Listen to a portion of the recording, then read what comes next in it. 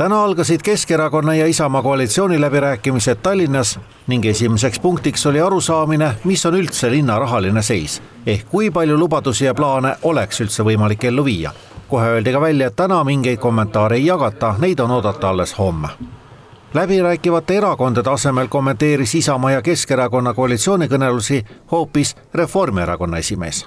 Ma olen ka päris palju siin erinevaid postitusi teinud, kindlasti teen veel, et lugejatel oleks hea meel ja publikul mida jälgida.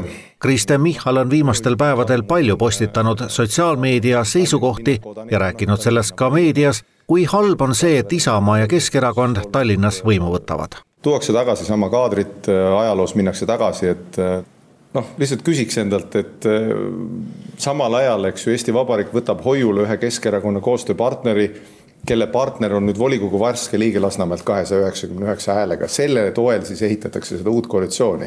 Ja kui kevadel kutsus Reformierakond Isamaad valitsusse, siis nüüd enam ei kutsuks. Minu entusiasm ja ma kahtlustan, et Eesti 2 entusiasm näha Isamaa sellist ekrestuvat tiiba täna valitsuses on oluliselt jahenenud võrreldes selle aega, kus me olime selles suhtes palju optimistlikumad. Peaminister rääkis seda kõike valitsuse pressikonverentsil, kus idee poolest peaks andma ülevaadet sellest, mida valitsus on otsustanud ja nädala jooksul teinud.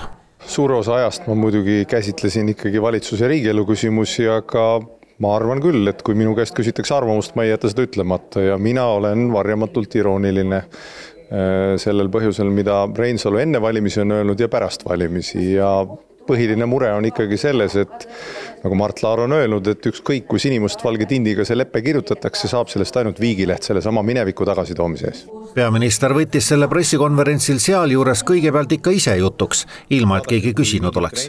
Aga eks tõele au andes räägiti täna muidugi ka valitsuse tööst. Paljusid teisi teemasid on tänase saate teistes lugudes juba käsitletud või tulevad saate edenedes jutuks, aga näiteks vaesuse kohta lubati, et vaesus läheb väiksemaks. Mis vaesusse puutub, siis need numbrid on tegelikult Eestil väga head ja need ei olegi nii otseselt seotud majanduskasvuga, vaid see absoluutne vaesus, see 3%, nemad vajavad ikkagi sihitud sotsiaalpoliitikat, mitte universaaltoetamist, kuhu raha lihtsalt ära kuluks.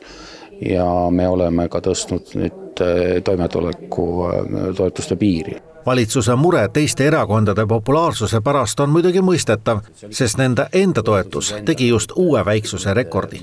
Eile avaldatud andmetel toetab Reformierakonda 10,6% inimestest. Me oleme pidanud vahepeal makse tõstma erinevates valitsustes, see on kindlasti mõjunud valitsuse populaarsusele.